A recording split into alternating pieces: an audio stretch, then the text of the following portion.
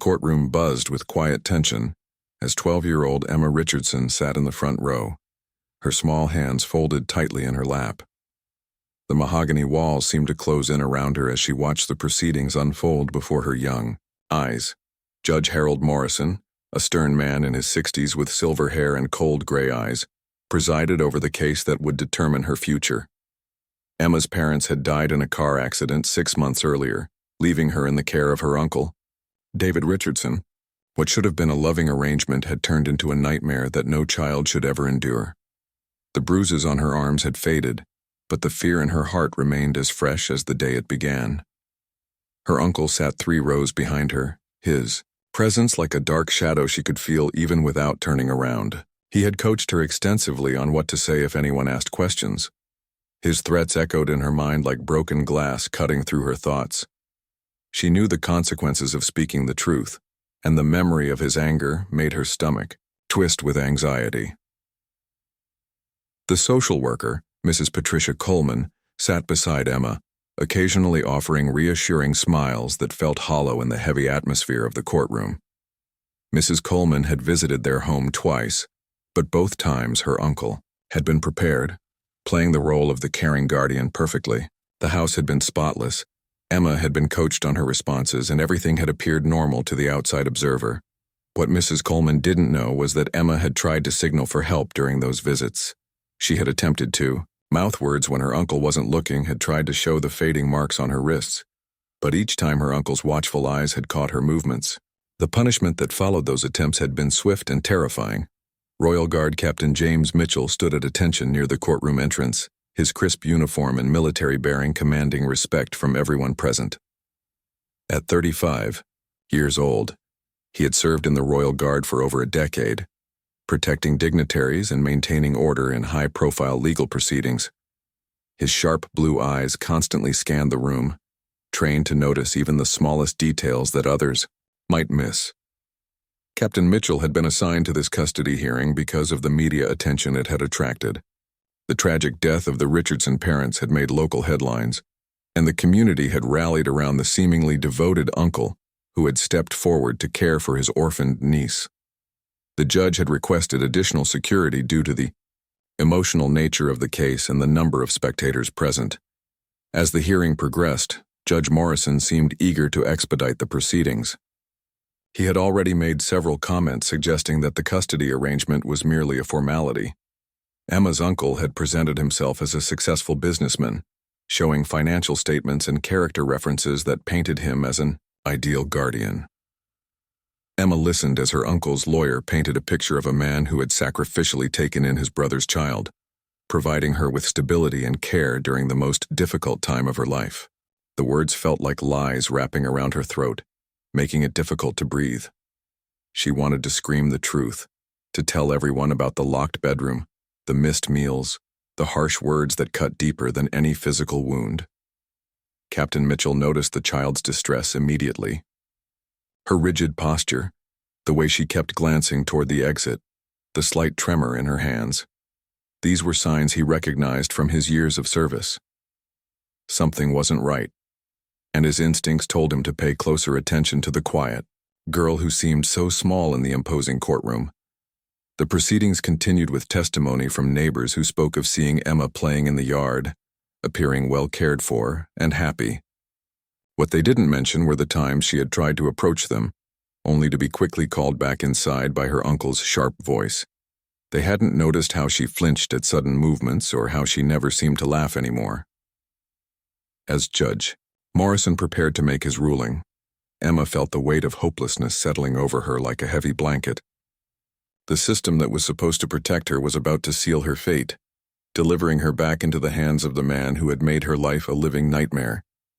She had one last chance to save herself, but she needed someone to see, someone to understand the desperate message she was about to send.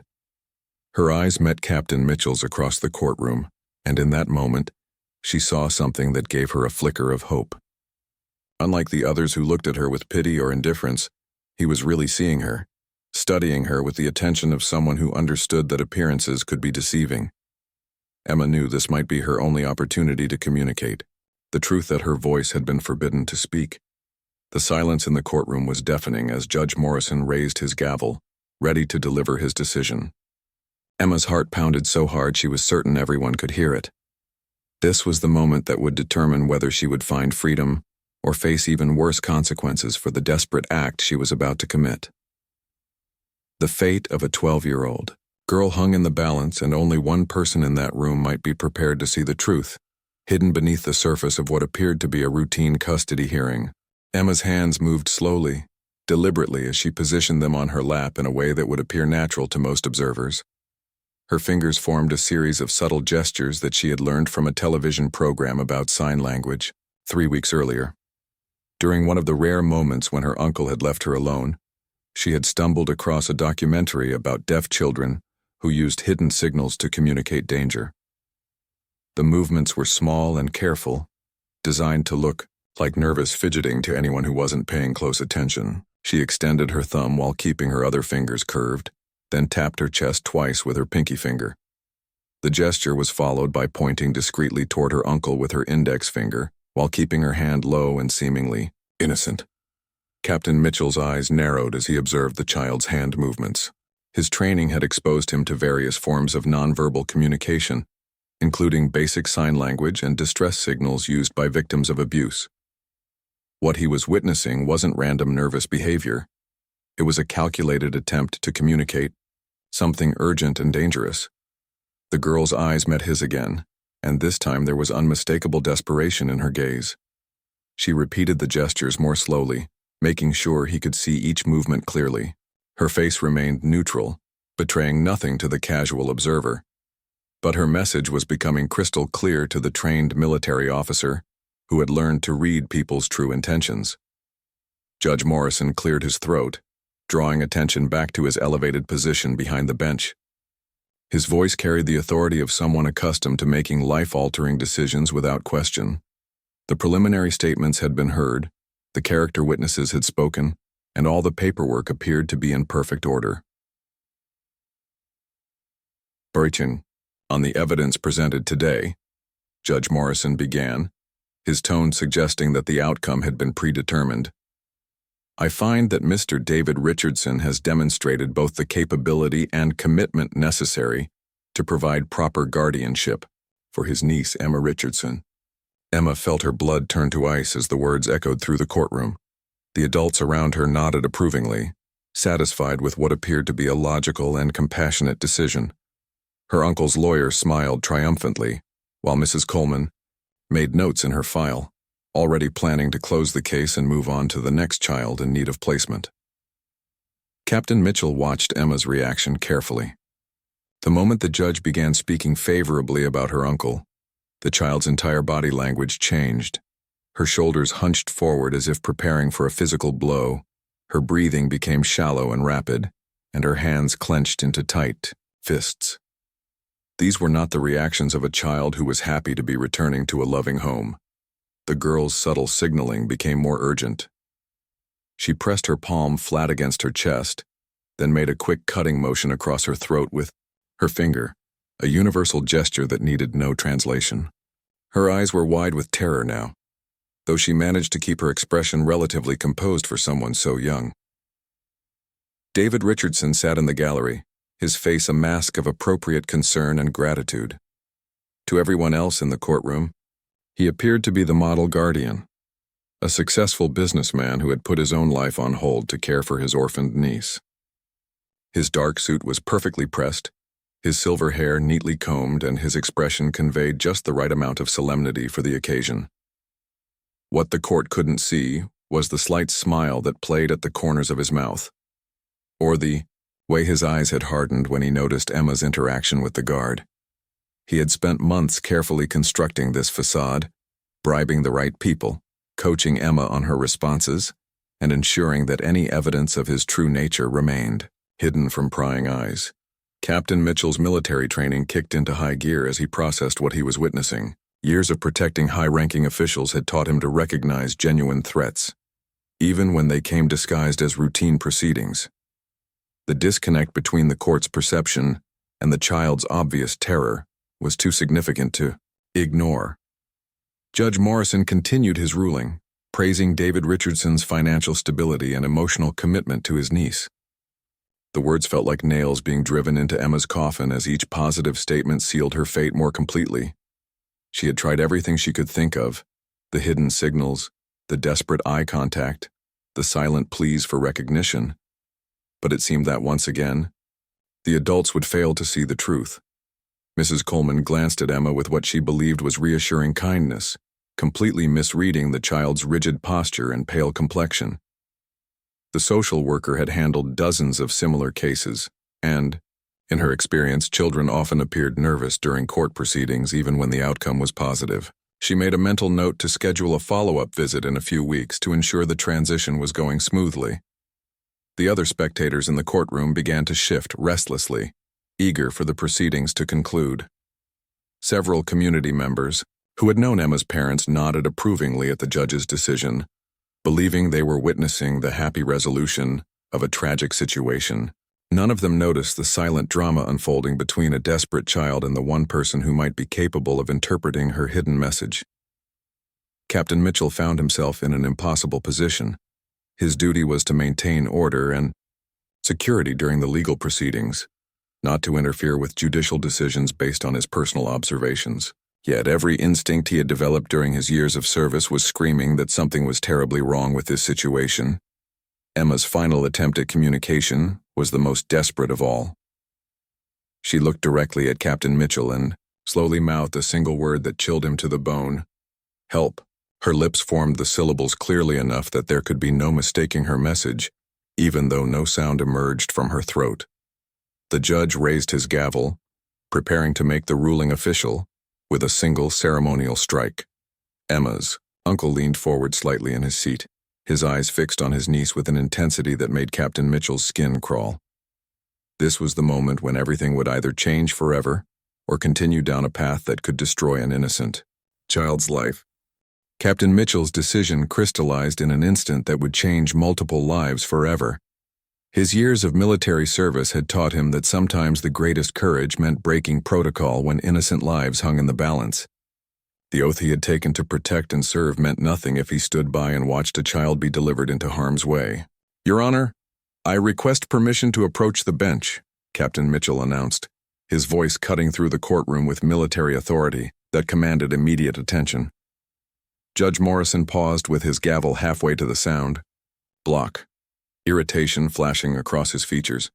Court security personnel rarely interrupted proceedings, and he was eager to conclude this case and move on to his afternoon appointments. The judge's calendar was packed, and delays were not welcome. "Captain Mitchell, this is highly irregular," Judge Morrison replied, his tone carrying a warning. "I'm prepared to finalize this custody arrangement. Whatever security concerns you may have can be addressed after the ruling." But Captain Mitchell was already moving, his polished boots clicking against the marble floor as he approached the bench with purposeful strides. His military bearing and the urgency in his movement caused a ripple of whispers throughout the gallery. Emma watched with a mixture of hope and terror as the one person who had seen her distress signals took action. "With respect, Your Honor, I believe there are immediate safety concerns that require the court's attention before any custody decisions are finalized," Captain Mitchell stated, keeping his voice low but firm enough that his words carried weight. David. Richardson's composure cracked slightly as he watched the exchange. His carefully laid plans were suddenly under scrutiny from an unexpected source.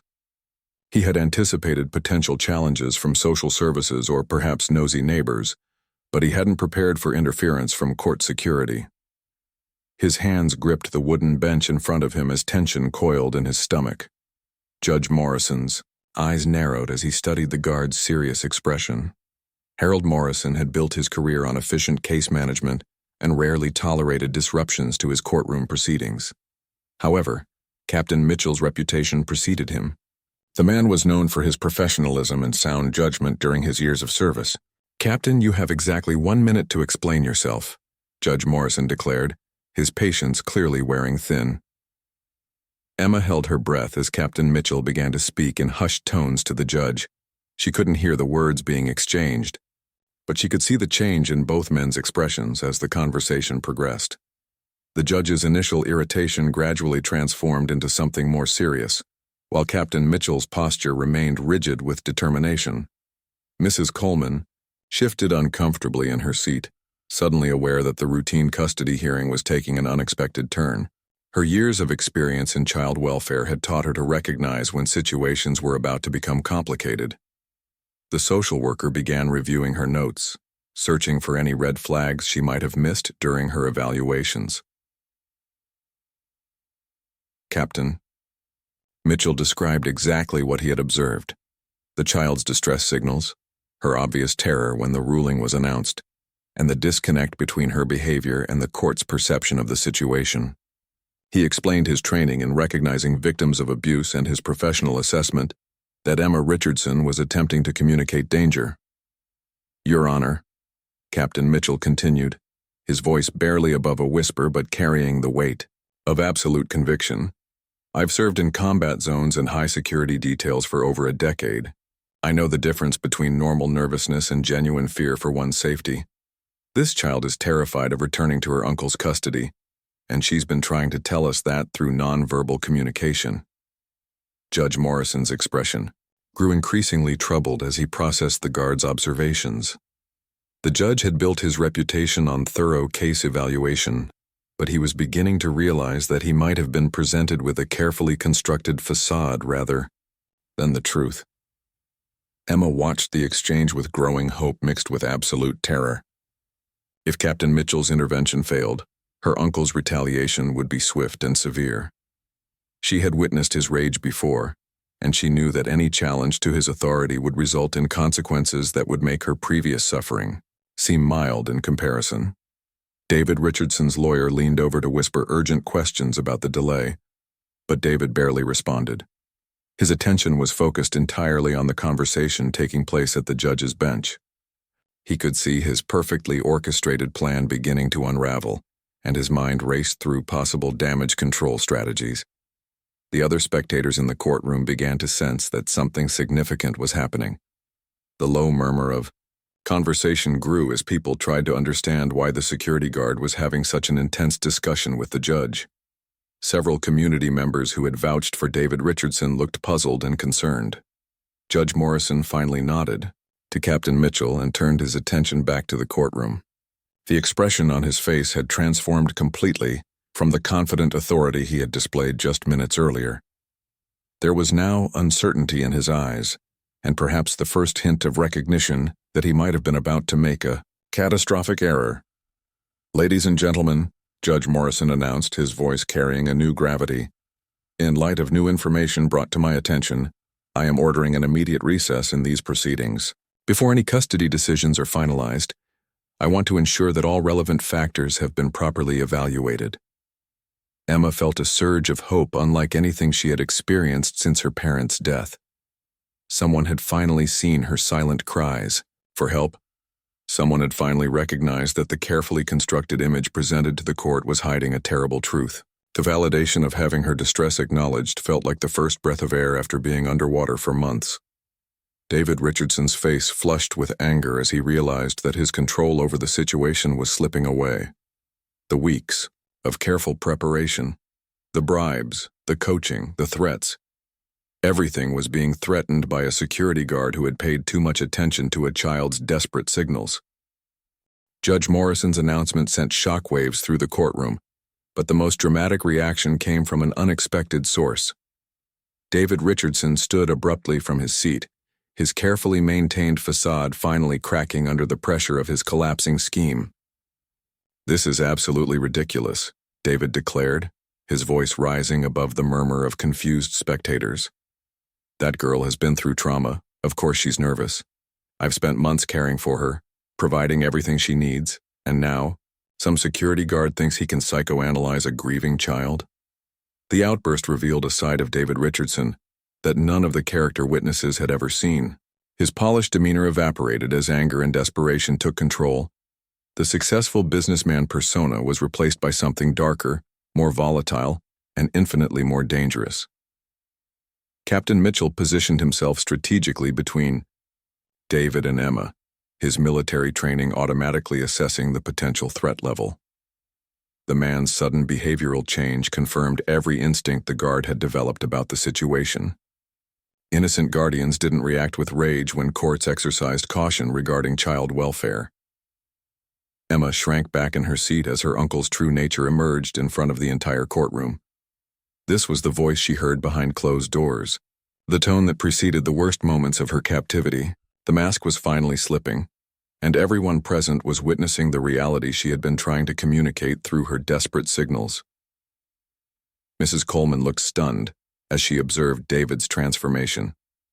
Her years of experience in child protective services had taught her to recognize the warning signs of abusive behavior, and what she was witnessing aligned perfectly with profiles she had studied countless times. How had she missed the indicators during her home visits? "Mr. Richardson, please take your seat," Judge Morrison commanded, his voice carrying the full authority of the court. "Your outburst is not helping your case, and I strongly advise you to control yourself if you wish these proceedings to continue."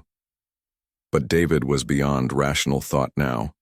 Months of careful planning were dissolving before his eyes, and the financial arrangements he had made to ensure a favorable outcome were proving worthless. The bribes, the falsified character references, the coached testimony, everything was at risk because of one perceptive guard and a child who refused to stay silent. "You don't understand what I've sacrificed for that girl," David continued, his voice growing more agitated. "I gave up my freedom, my social life, my business opportunities. I've housed her, fed her, clothed her, and this is the gratitude I get? Some fantasy story about abuse that exists only in her traumatized imagination?" Captain Mitchell exchanged glances with Judge Morrison, both men recognizing the classic deflection tactics of an abuser confronted with exposure. The focus on personal sacrifice, the dismissal of the victim's credibility, the attempt to portray himself as the real victim. These were textbook responses that neither man could ignore. Emma found her voice for the first time since entering the courtroom that morning. The sight of her uncle's public meltdown gave her a courage she hadn't felt in months.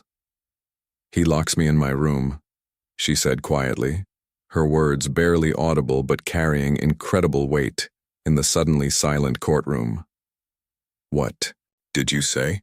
Judge Morrison leaned forward, his attention completely focused on the young girl who had been silent throughout the proceedings. Emma's voice grew stronger as she continued. "He locks me in my room for days sometimes. He says if I tell anyone, he'll make sure I never see sunlight again. He makes me lie to the social worker. He practices with me, telling me what to say when people visit." The courtroom erupted in shocked whispers as Emma's words sank in. The community members who had provided character references for David looked horrified as they began to understand the truth behind his carefully constructed image. David's lawyer tried desperately to control the situation, standing and objecting to the unsworn testimony, but Judge Morrison silenced him with a sharp look. The judge had heard enough to know that this case required immediate intervention and thorough investigation. "He has pictures," Emma continued, her voice growing steadier with each revelation. "Pictures of what he does to me when I don't obey. He says nobody will ever believe me because he's important and I'm just a traumatized orphan." Captain Mitchell felt his jaw clench as the full scope of the abuse became clear. His protective instincts, honed through years of military service, demanded immediate action to ensure the child's safety. The fact that such horrors had been occurring while the system prepared to legitimize the arrangement made his blood boil. David Richardson's composure finally shattered completely. "She's lying," he screamed, pointing an accusing finger at Emma. "She's a disturbed child who creates fantasies to get attention. I've never hurt her, never touched her inappropriately. This is all manipulation and lies." But his vehement denials only served to confirm everyone's growing suspicions. Judge Morrison had presided over enough cases to recognize the difference between righteous indignation and desperate deception. David's behavior was textbook manipulation. Attack the victim's credibility while positioning himself as the wronged party. Mrs. Coleman was frantically taking notes, already planning the emergency removal procedures that would need to be implemented immediately.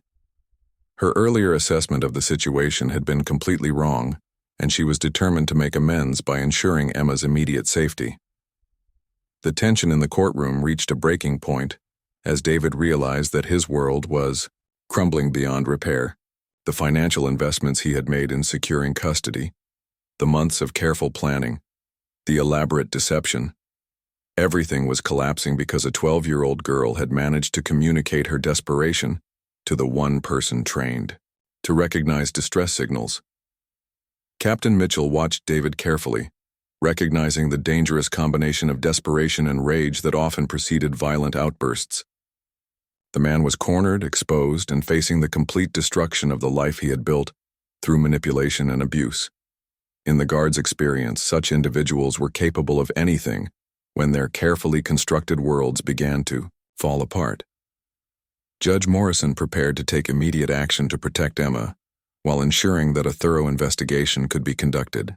The custody hearing had transformed into something far more serious, and the judge knew that his next decisions would determine whether justice would finally be served, or whether a dangerous predator might escape accountability through legal technicalities.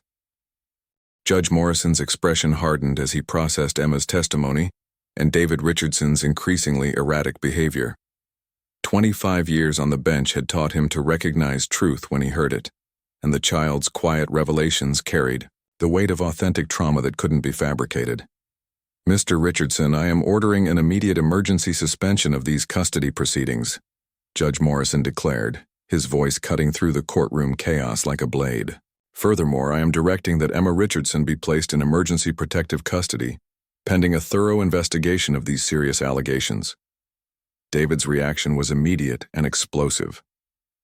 The carefully controlled businessman vanished, entirely replaced by a man whose true nature had finally been exposed to public scrutiny.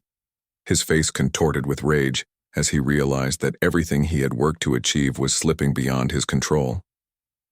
"You can't do this to me," David shouted, his voice echoing off the courtroom walls. "I have rights, I have documentation. I've invested everything in caring for that ungrateful little liar. And now you're going to believe her fantasies over established legal guardianship?" Captain Mitchell moved closer to Emma's position, his training alerting him to the escalating danger. Years of protecting high-value targets had given him an instinct for recognizing when situations were about to turn violent, and every indicator suggested that David Richardson was approaching a complete breakdown. The spectators in the gallery began to shift uncomfortably as they witnessed the transformation of a man they had believed to be a model citizen. The character witnesses who had spoken on David's behalf looked horrified as they began to understand how thoroughly they had been deceived. Judge Morrison raised his gavel, preparing to restore order to his courtroom, but David's next words stopped everyone cold. "You have no idea what you've just done," he said, his voice dropping to a menacing whisper that somehow carried more threat than his previous shouting. "That girl belongs to me. The law gave her to me, and I'm not going to let some bleeding heart judge and a military reject take away what's mine." The possessive language sent chills through everyone present. Emma visibly recoiled at her uncle's words, confirming what Captain Mitchell had suspected from the beginning. This was not a custody dispute, but a case of ownership and control over a vulnerable child. Mrs. Coleman stood abruptly, her maternal instincts overriding professional protocol. "Your Honor, I request immediate permission to escort Emma Richardson to emergency placement. Given Mr. Richardson's statements and behavior, I believe there is imminent danger to the child's safety." Judge Morrison nodded curtly. "Permission? Granted. Captain Mitchell, please assist Mrs. Coleman in ensuring the child's protection during the transition." But David Richardson had no intention of allowing Emma to leave his control without a fight. Years of manipulation, abuse, and careful planning had led to this moment, and his investment in the girl ran deeper than anyone in the courtroom understood. The photographs Emma had mentioned were just the beginning of his crimes, and her testimony threatened to expose a network of corruption that reached far beyond a simple custody case.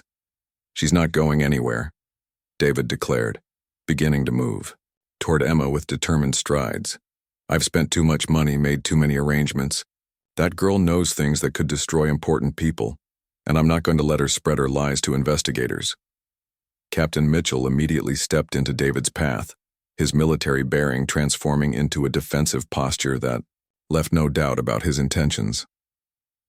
"Sir, you need to return to your seat immediately. Any attempt to approach the child will be considered a threat to court security."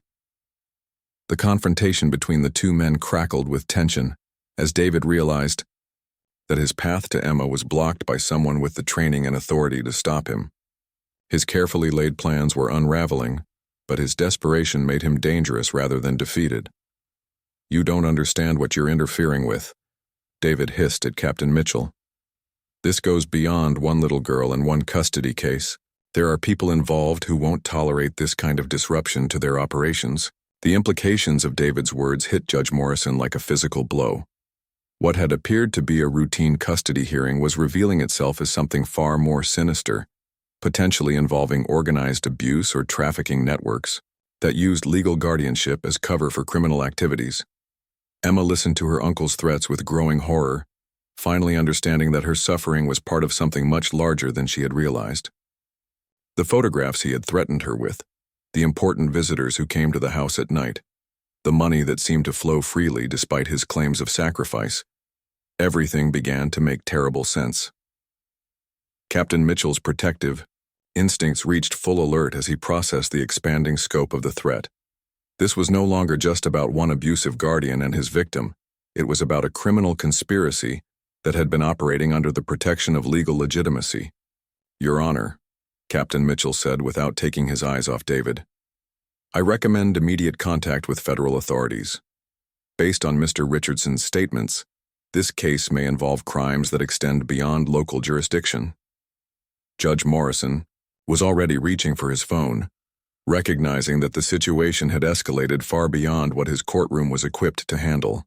The safety of the child was paramount, but the broader implications of David's admission suggested a criminal network that required immediate law enforcement intervention.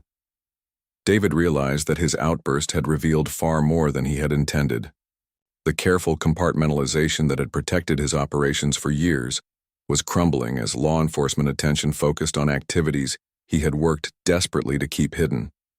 His only chance now was to regain control of Emma before she could provide investigators with the details that would bring down everything he had built.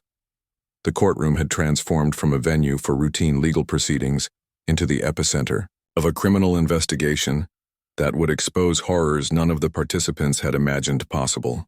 Emma's brave decision to signal for help had triggered a chain of events that would ultimately reveal the true scope of the evil that had masqueraded as legitimate guardianship. As David Richardson prepared to make his final, desperate move to maintain control over his victim, Captain Mitchell stood ready to defend an innocent child whose courage had finally brought light into the darkness that had consumed her young life. The moment of explosive action came without warning.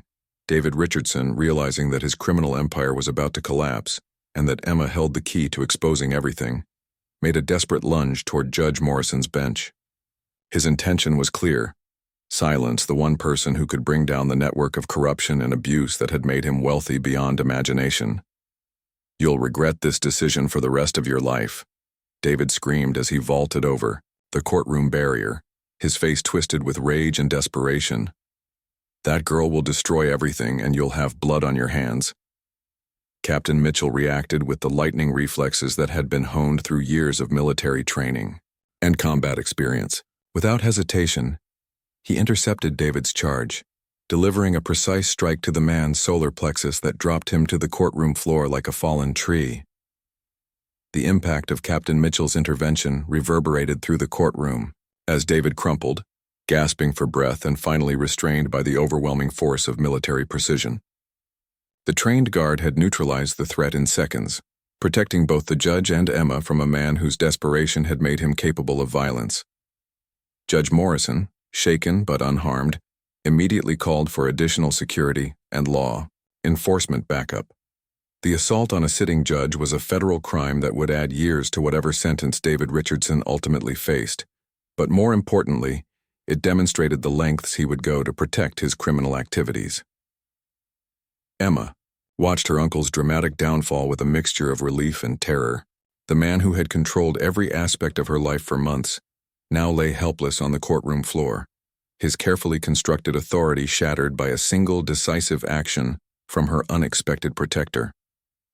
Mrs. Coleman rushed to Emma's side, her protective instincts finally activated after months of missing the signs that should have been obvious to a trained social worker. "It's okay, sweetheart," she whispered, wrapping her arms around the trembling child. "You're safe now. You'll never have to go back to that house again." The courtroom erupted in chaos as spectators tried to process what they had witnessed. The community members who had provided character references for David Richardson sat in stunned silence, finally understanding how completely they had been deceived by a master manipulator who had used their trust to legitimize his crimes. Captain Mitchell stood over David's prone form, his military bearing unchanged despite the violence he had just employed. To him, the action had been simple and necessary: protect the innocent, neutralize the threat, and ensure that justice could prevail over corruption and abuse. "Ladies and gentlemen," Judge Morrison announced once order had been restored, "this court is now officially a crime scene. I am directing that all present remain seated while law enforcement conducts their initial investigation. What we have witnessed today goes far beyond a custody dispute and requires the immediate attention of federal authorities." David Richardson, still struggling to breathe from Captain Mitchell's precise strike, was quickly handcuffed by additional security personnel who had responded to the judge's emergency call. His career as a predator and his network of criminal associates would now face the full scrutiny of law enforcement agencies equipped to handle complex trafficking and abuse cases. The investigation that followed Emma's brave revelation would ultimately expose a criminal conspiracy involving dozens of perpetrators and victims across multiple states. David Richardson's house was searched within hours, revealing evidence that supported every aspect of Emma's testimony and much more that she had never known about. The photographs Emma had mentioned led to the identification of other victims and the arrest of prominent community members who had been part of David's network. The corruption extended to local officials, business leaders, and even some members of law enforcement who had been paid to look the other way. Captain Mitchell's decisive action in protecting Judge Morrison and Emma became the catalyst for one of the largest child trafficking investigations in the region's history. His military training and protective instincts had not only saved lives in that courtroom, but had also prevented the continued victimization of countless other children. Emma Richardson was placed in a loving foster home, where she began the long process of healing from her trauma. The brave 12-year-old who had risked everything to signal for help became the key witness in prosecuting a criminal network that had operated with impunity for years. The community that had been deceived by David Richardson's carefully constructed image rallied around Emma and the other victims who emerged as the investigation progressed. The character witnesses who had unknowingly supported a predator dedicated themselves to learning the warning signs they had missed and supporting organizations dedicated to child protection.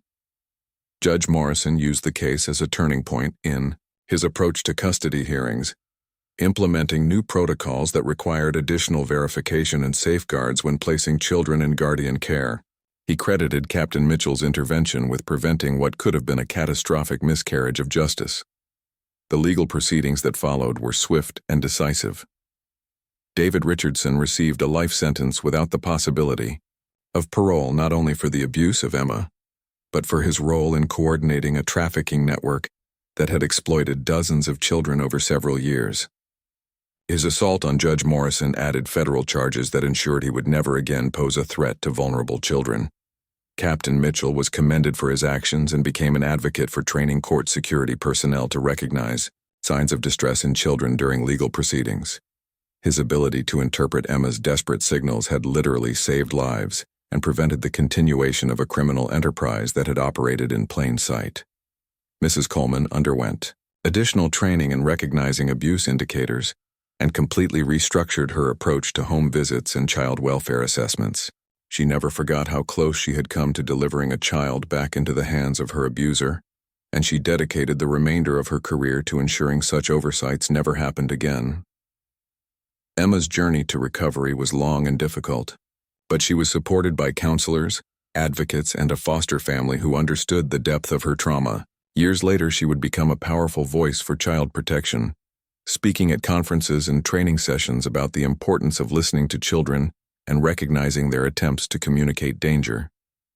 The courtroom where these dramatic events unfolded became a symbol of hope for other victims who had been silenced by fear and manipulation. Emma's courage in sending those desperate signals, combined with Captain Mitchell's trained eye and protective instincts, had proven that even the most carefully constructed facades of respectability could be shattered when brave individuals refused to ignore the truth.